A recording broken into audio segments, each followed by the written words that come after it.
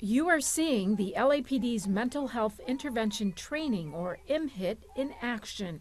Actor volunteers train with the LAPD and the County Department of Mental Health to help police officers learn how to deal with people in mental health crises.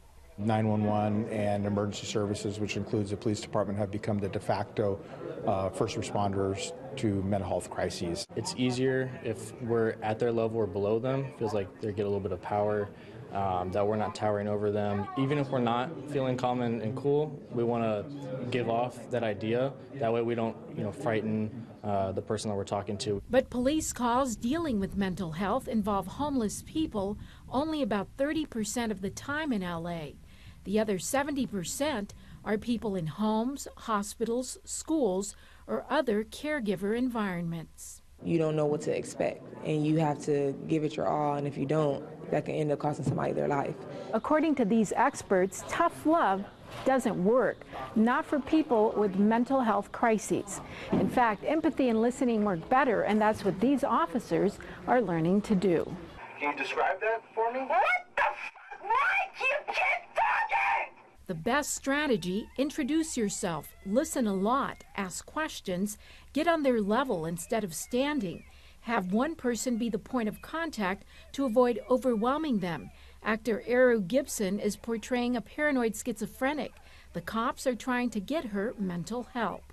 We can't just say, okay, I'm going, We have to be very difficult, yes. But it's actually based on improvisation. We give them an outline for what the situation is going to be. In other rooms, the training offers these rookies other scenarios: a jumper who wants to commit suicide, a yoga and meditation enthusiast who also happens to be bipolar. If you're not going to take your shoes off, at least purify your hands. If I ask you guys to purify your hands, if I ask you to use hand sanitizer, just do it. And that's really important for someone with mental illness. They need to feel heard. All right, my hands are clean.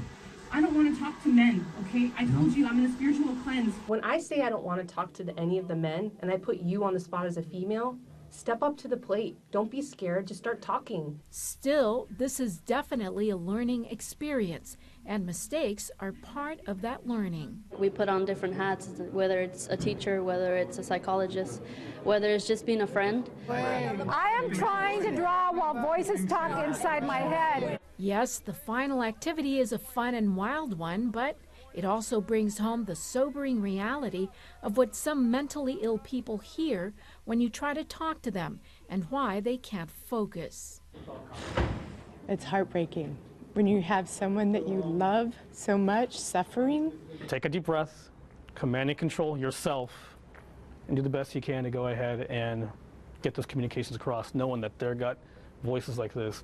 And after a 40-hour, week-long intensive, these cops are ready to bring a little TLC to the hard realities of helping citizens with mental health emergencies. I'm Anna Marcos for LA This Week.